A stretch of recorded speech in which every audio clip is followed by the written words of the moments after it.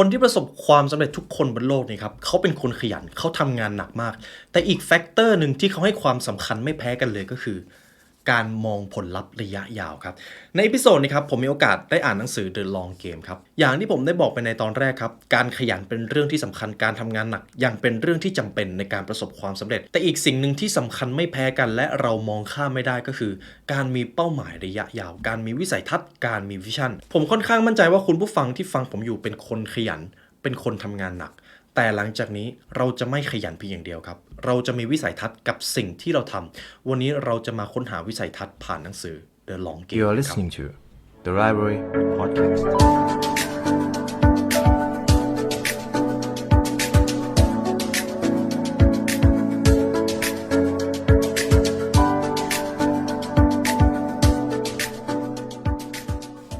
สวัสดีคุณผู้ฟังกันอีกครั้งนะครับผมยินดีต้อนรับเข้าสู่ The Library Podcast กันอีกเช่นเคยครับในอีพิโซดนี้ครับอย่างที่ผมได้เกริ่นไปในตอนแรกเราจะมาพูดถึง The Long Game กัน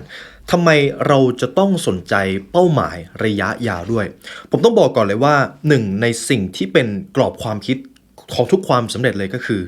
การมองเกมยาวครับคุณผู้ฟังการมองเกมยาวหรือที่เรามักจะเรียกกันว่าวิสัยทัศน์เป็นเรื่องที่สำคัญมากสมมุติคุณผู้ฟังอยากจะประสบความสำเร็จในเรื่องใดก็ตามอาจจะเป็นการเชี่ยวชาญในงานหรือธุรกิจถ้าคุณมองเกมยาวคู่แข่งคุณจะน้อยมากเพราะคนส่วนใหญ่ครับมองเกมสั้นคนที่มองเกมสั้นจะอยู่ในฐานของพีระมิดแต่คนที่ประสบความสำเร็จคนที่อยู่บนยอดของพีระมิดเขาไปอยู่ตรงนั้นได้เพราะเขามองเกมยาวครับคำถามที่มันจะตามมาก็คือแล้วเจ้าเกมยาวนี้มันจะต้องยาวขนาดไหนเดี๋ยวผมจะพาคุณผู้ฟังมาหาคำตอบกันก่อนหนังสือเล่มนี้ครับเป็นของคุณดอรี่คลาร์กครับเขียนหนังสือออกมาได้ดีมากเลย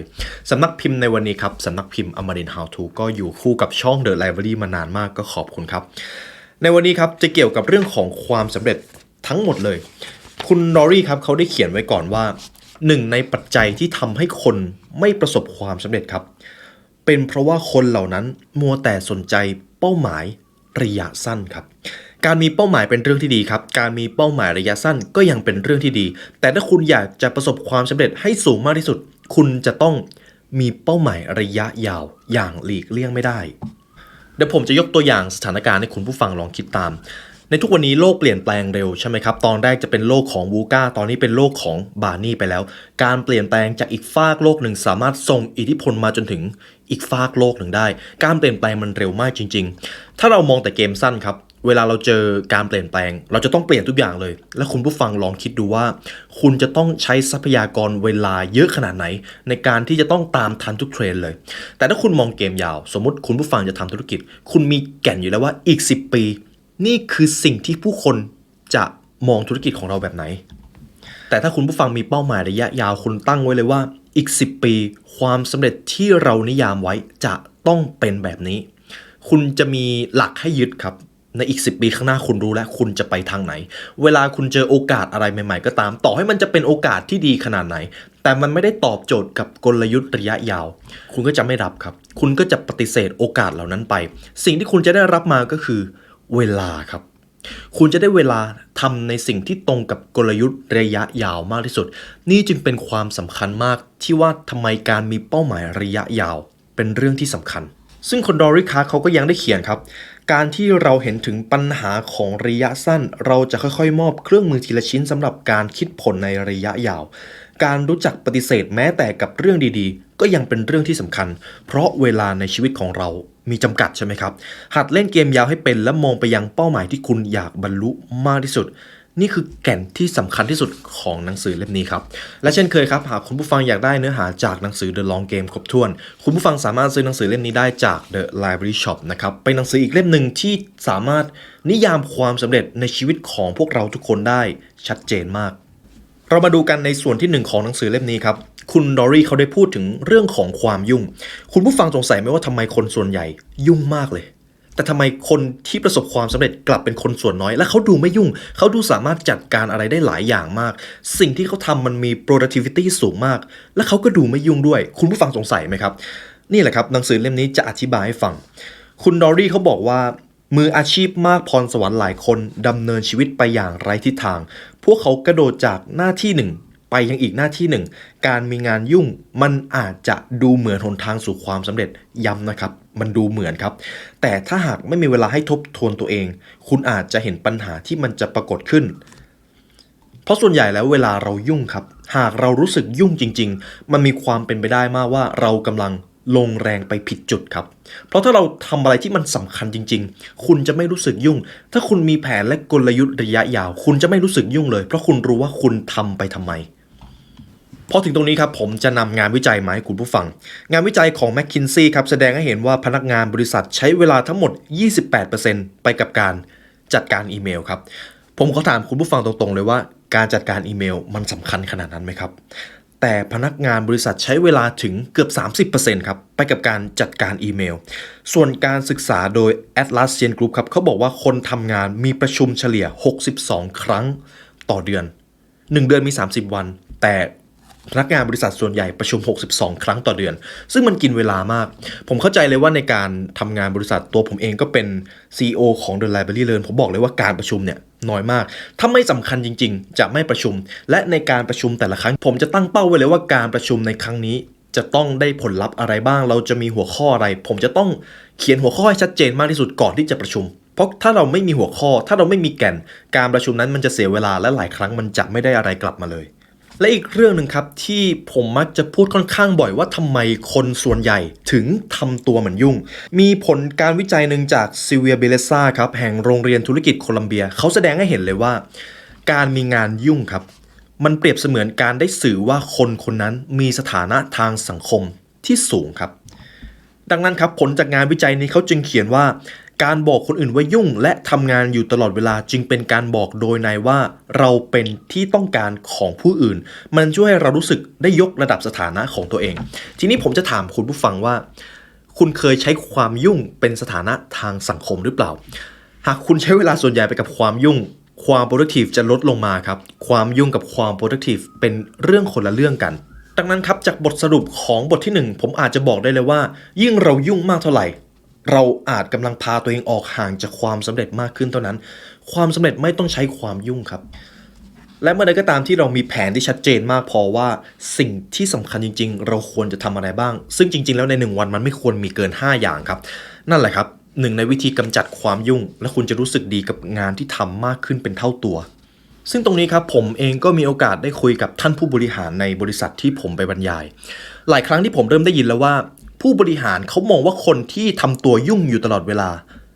คนเหล่านั้นคือคนที่จัดการเวลาตัวเองไม่ได้ครับนี่คือประโยคที่ผมได้ยินจากปากของผู้บริหารท่านนั้นเลยแล้วมีหลายท่านด้วยที่พูดแบบนี้ผมเริ่มเห็นแล้วว่าความยุ่งไม่ใช่เรื่องที่ดีแล้วมันไม่ได้ส่งผลดีกับเราอย่างที่เราเคยคิดกันหนังสือเล่มนี้จึงได้บอกไว้ว่าคุณต้องสร้างกรอบความคิดใหม่ว่าจริงๆแล้วการที่คนเรายุ่งมันมีความหมายอย่างไรกันแน่ทั้งจากประสบการณ์ที่ผมได้เจอทั้งจากบทเรียนของหนังสือเล่มนี้บอกเป็นเสียงเดียวกันครับว่าความยุ่งมันไม่ได้มีประโยชน์ขนาดนั้นเอาล่ะครับทีนี้ผมจะพาคุณผู้ฟังมาที่บทที่2หากเราอยากจะมองเกมยาวอย่างแรกเลยก็คืออย่าพยายามพาตัวเองไปอยู่ในโหมดยุ่งมากจนเกินไปและอย่าใช้ความยุ่งเป็นเครื่องมือยกระดับสถานะทางสังคมเพราะคนที่เขาประสบความสำเร็จเขามีทัศนคติแง่ลบในเรื่องของความยุ่งครับเพราะเรื่องการบริหารเวลาถ้าคุณบริหารเวลาเป็นคุณจะไม่ยุ่งเลยเอาล่ะครับผมพาคุณผู้ฟังมาที่ส่วนที่2จงปฏิเสธแม้แต่กับเรื่องที่ดีหากมันไม่ตอบโจทย์กับกลยุทธ์ระยะยาวครับจริงๆในข้อนี้เป็นเรื่องที่สำคัญเพราะว่าผมค่อนข้างมั่นใจว่าบุคคลส่วนใหญ่ที่ทำงานในบริษัทจะรู้สึกแย่เวลาจะต้องปฏิเสธงานหรือความช่วยเหลือจากใครก็ตามถึงแม้การเข้าไปช่วยเหลือในครั้งนั้นมันจะทำให้คุณสูญเสียทรัพยากรเวลาและคุณอาจจะรู้สึกว่าคุณไม่อยากทำเลยก็ตามดังนั้นการปฏิเสธให้เป็นมันเป็นอาวุธที่สำคัญมากครับคุณผู้ฟังคุณนอรี่เขาบอกว่าการปฏิเสธเป็นจะทำให้คุณตอบตกลงกับสิ่งที่คุณอยากจะทำในท้ายที่สุดสำหรับตัวคุณดอรี่เองเขาก็เจอประสบการณ์นี้บ่อยครับเขาเขียนไว้ว่าผู้คนทุกวันนี้เผชิญหน้ากับสถานการณ์แบบนี้อยู่ตลอดเวลาสมมุติคุณผู้ฟังทำงานอยู่แล้วมีข้อเสนอบางอย่างอาจจะชวนไปกินข้าวอาจจะชวนไปสัมมนาลึกๆแล้วคุณไม่อยากไปแต่คุณไม่กล้าปฏิเสธถ้าคุณปฏิเสธไม่เป็นคุณก็จะเอาเวลาของคุณไปทำในสิ่งที่คุณไม่ได้ชอบและเราก็จะรู้สึกเจ็บปวดในท้ายที่สุดคุณดอรี่เขาจึงได้แนะนำว่า เราจำเป็นมากที่จะต้องต้านแรงไม่ให้ตัวเองไหลไปตามการร้องขอและตารางงานของผู้อื่นเพราะสุดท้ายแล้วทรัพยากรที่สำคัญมากที่สุดสำคัญกว่าเงินสำคัญกว่าคอนเนคชั่นมันคือเวลาของคุณผู้ฟังครับคุณผู้ฟังเอาเวลาคืนมาไม่ได้นะครับดังนั้นคุณต้องไม่บิดตารางของตัวเองให้เข้ากับของคนอื่นแต่จะตกลงเฉพาะเวลาที่สะดวกสำหรับคุณเท่านั้นหากการขอร้องหรือโอกาสใดก็ตามที่มันขัดกับตารางของคุณมันขัดกับเป้าหมายของคุณปฏิเสธครับบางทีมันอาจจะไม่ง่ายแต่เราต้องเรียนรู้ที่จะปฏิเสธเรียนรู้ที่จะเลือกครับผมมีเทคนิคหนึ่งก็คือบางทีการที่เราปฏิเสธไม่เป็นส่วนหนึ่งมันเกิดจากการที่เราไม่กล้าตัดสินใจด้วยวิธีฝึกนะครับเรื่องของการตัดสินใจเป็นเรื่องของสมองถ้าคุณตัดสินใจเรื่องเล็กๆน้อยๆในชีวิตประจำวันได้เส้นประสาทส่วนนั้นมันจะโตมากยิ่งขึ้นครับและคุณก็จะตัดสินใจเรื่องที่มันใหญ่ขึ้นเวลาคุณผู้ฟังจะไปกินข้าวอะไรก็ได้ครับห้ามพูดว่ากินอะไรก็ได้คุณต้องเลือกครับคุณต้องเลือกหรือเวลาจะไปสถานที่ใดๆก็ตามคุณต้องเลือกครับอย่าปล่อยให้ตัวเองไหลไปตามสถานการณ์เด็ดขาดเอาละครับจากส่วนที่1และส่วนที่2จะเป็นส่วนเริ่มต้นครับว่าหากคุณอยากจะมีเป้าหมายระยะยาวและอยากจะประสบความสำเร็จกับเป้าหมายนั้นมีอะไรบ้างที่เราจะต้องตระหนักอย่างแรกครับที่ผมได้พูดไปในตอนแรกก็คือพยายามอย่าพาตัวเองเข้าไปอยู่ในโหมดยุ่งหรืออย่าใช้ความยุ่งเป็นสถานะทางสังคมกับส่วนข้อที่2ครับปฏิเสธให้เป็นครับคุณดอรี่เขาเขียนว่าในช่วงเริ่มต้นอาชีพครับการตอบตกลงโอกาสใหม่ๆอาจจะเป็นกลยุทธ์ที่ดีเพราะในตอนนั้นอาจจะยังไม่ได้มีโอกาสเข้ามามากมายแต่เมื่อคุณผู้ฟังทำงานมากขึ้นคุณจะเริ่มมีความเชี่ยวชาญมากขึ้นโอกาสจะเข้ามาเต็มเลยและถ้าคุณเลือกทุกโอกาสถามว่าคุณจะมีเวลาไปพัฒนาสิ่งที่คุณอยากจะทำมากหรือเปล่าเขาจึงบอกว่าเมื่อคุณเจริญก้าวหน้าในอาชีพคุณจะยุ่งขึ้นอันนั้นเป็นเรื่องปกติแต่คุณจะต้องเริ่มปฏิเสธให้เก่งมากขึ้นด้วยอย่างที่2ครับเราส่วนใหญ่ตัดสินใจได้ทันทีถ้าเจอโอกาสที่ดีมากหรือแย่มากแต่บางครั้งครับโอกาสที่เข้ามาหาเรามันอยู่กึ่งกลางมันอยู่ระหว่างดีมากกับแย่มากคุณต้องบังคับตัวเองให้ตอบตกลงเฉพาะสิ่งที่ทำให้คุณตื่นเต้นเท่านั้นและมีอีกคำถามนึงครับก่อนที่คุณผู้ฟังจะรับโอกาสใดๆมาก็ตามคำถามที่คุณจะต้องถามก็คือคุณจะรู้สึกแย่หรือไม่ในอีก1 ปีข้างหน้าหากคุณไม่ทำเรื่องนี้หากคุณพูดกับตัวเองว่าก็รู้สึกเฉยๆก็ไม่ต้องทำครับปฏิเสธครับคุณต้องเลือกเอาละครับแล้วเรามาดูแก่นของการตั้งเป้าหมายระยะยาวกันผมอาจจะไม่ได้คุณผู้ฟังตั้งเป้าหมายเหมือนหนังสือการตั้งเป้าหมายเล่มอื่นๆแต่ผมอยากจะถามคุณผู้ฟังว่าในอีก10 ปีต่อจากนี้คุณอยากจะมีชีวิตแบบไหนนิยามความสำเร็จตัวตนของคุณอีก 5-10 ปีต่อจากนี้จะเป็นอย่างไรผมอยากจะบอกก่อนว่าหนึ่งในแก่นสำคัญของการตั้งเป้าหมายระยะยาวก็คือคนส่วนใหญ่ไม่ได้ตั้งเป้าหมายระยะยาวครับคนส่วนใหญ่มักจะตั้งเป้าหมายระยะสั้นรวมไปถึงธุรกิจด้วยมันเป็นเรื่องปกติครับบริษัทที่หมกมุ่นกับการมุ่งเน้นผลกำไรอาจใช้ทางลัดหรือมีพฤติกรรมฉ้อโกงนั่นแหละครับคือการตั้งเป้าหมายระยะสั้นและผลลบที่มันตามมาก็มหาศาลแต่เมื่อใดก็ตามถ้าคุณมีเป้าหมายระยะยาวและคุณซื่อสัตย์กับแก่นของเป้าหมายนั้นไม่ว่าจะเกิดอะไรขึ้นคุณจะซื่อสัตย์กับตัวเองเสมอคุณจะมีแก่นบางอย่างให้คุณเดินตามและคุณจะไม่หลงทางดังนั้นผมจึงมักจะถามเสมอว่า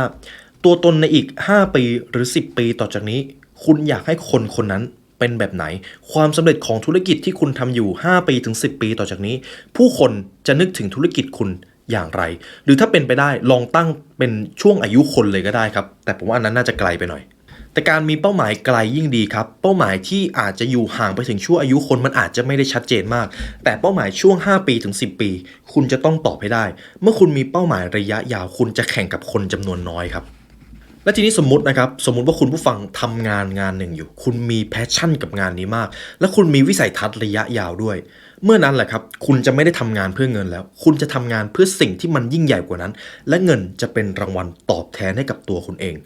คุณผู้ฟังมีเป้าหมายระยะยาวหรือยังครับคุณผู้ฟังอาจจะหยิบสมุดกับปากกามาเขียนนะครับและสต็อปคลิปนี้ไว้ก่อนตัวตนของคุณในอีก5 ปี10 ปีต่อจากนี้จะต้องประสบความสำเร็จแบบไหนจะต้องเชี่ยวชาญในเรื่องใด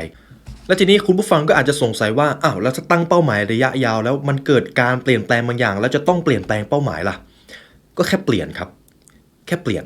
การเปลี่ยนแปลงเป็นเรื่องปกติมากครับส่วนใหญ่แผนที่เราวางไว้มักจะต้องเปลี่ยนแปลงอยู่เสมอแต่ที่สำคัญคือคุณต้องวางแผนคุณจะต้องมีแผนเพราะถึงแม้จะเกิดการเปลี่ยนแปลงขึ้นเมื่อถึงเวลาที่เราจะต้องเปลี่ยนแผนของเราจริง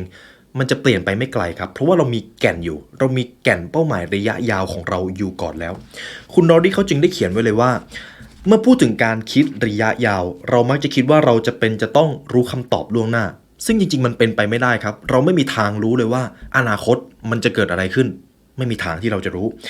เราจะวางแผนด้วยวิธีไหนได้อีกเพราะว่ามันไม่มีใครรู้ไปเสียทุกอย่างสิ่งต่างๆมักจะเปลี่ยนแปลงคุณไม่จำเป็นจะต้องตั้งเป้าหมายที่แน่นอนตั้งแต่อายุ20แล้วใช้ชีวิตที่เหลือ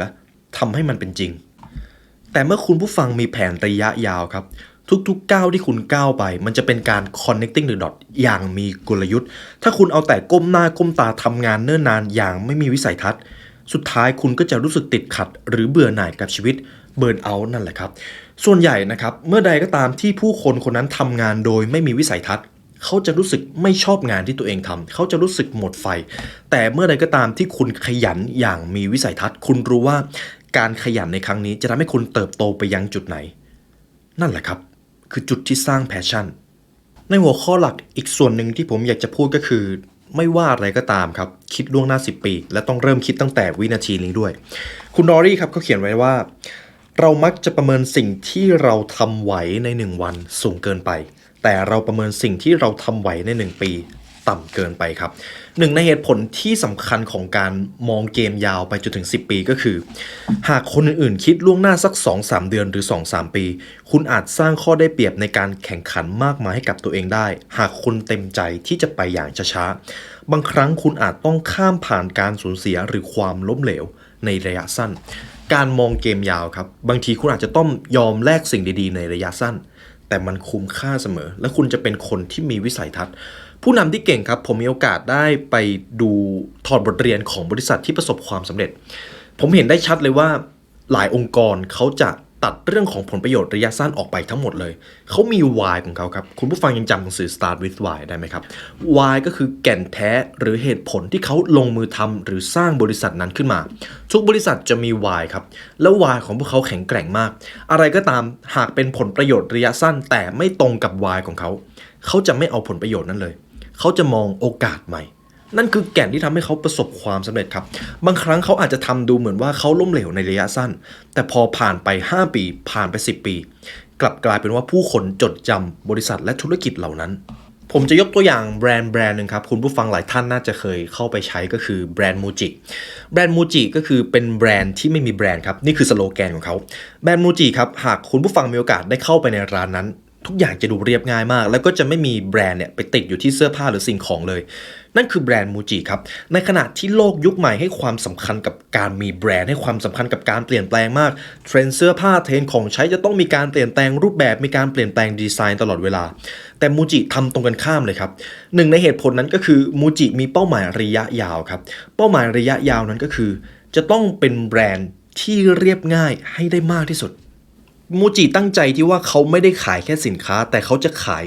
จิตวิญญาณความเป็นมูจิครับเขาจะเขียนไว้เลยว่ามันคือพลังแห่งการขายวัฒนธรรมเพราะว่าในช่วงก่อนหน้านี้ผมก็ได้ศึกษาปรัชญาของแบรนด์มูจิค่อนข้างเยอะหนึ่งในสิ่งที่ผมเห็นเลยก็คือเขาไม่ได้สนผลประโยชน์ระยะสั้นครับหากมันไม่ได้ตรงกับวายของเขาผมมีโอกาสได้ไปศึกษาปรัชญาของเขาครับปรัชญาของเขาก็คือมูจิจะต้องเป็นแบรนด์ที่มีมูลค่าก้าวข้ามตัวสินค้าครับจะต้องเป็นการสร้างวัฒนธรรมร่วมเขาเชื่อมั่นในปรัชญาที่เน้นความเรียบง่ายและไร้ตัวตนครับต้องบอกก่อนว่าผมไม่ได้มาขายของนะครับแต่ผมเห็นว่าแบรนด์นี้เขามีจิตวิญญาณที่ค่อนข้างชัดเจนผมเลยศึกษาเรื่องของเขาค่อนข้างเยอะความลับของเขาเนี่ยแหละครับคือการมีวายที่แข็งแกร่งไม่ว่าจะมีเทรนด์อะไรก็ตามแต่เขามองไว้เลย10 ปีเราจะต้องเป็นแบรนด์ที่เรียบง่ายผู้คนจะต้องเข้าถึงแบรนด์ของเราแบรนด์ของเราจะต้องขายอุปกรณ์เครื่องใช้ภายในบ้านแล้วก็เสื้อผ้าที่เรียบง่ายที่สุดนั่นแหละครับคือปรัชญาของเขาซึ่งหากมองวิเคราะห์ตามตลาดในยุคปัจจุบันที่มีการเปลี่ยนแปลงเยอะการทำแบบมูจิเนี่ยมันไม่ง่ายเลยนะครับเพราะว่าการเปลี่ยนแปลงผลประโยชน์ระยะสั้นมันเยอะเต็มไปหมดแต่นี่แหละครับการมีกลยุทธ์ระยะยาวที่แข็งแกร่งของเขามันทำให้การขายของเขามันไม่ได้ขายแค่สินค้าครับแต่มันขายจิตวิญญาณครับมันขายวัฒนธรรมและจิตวิญญาณ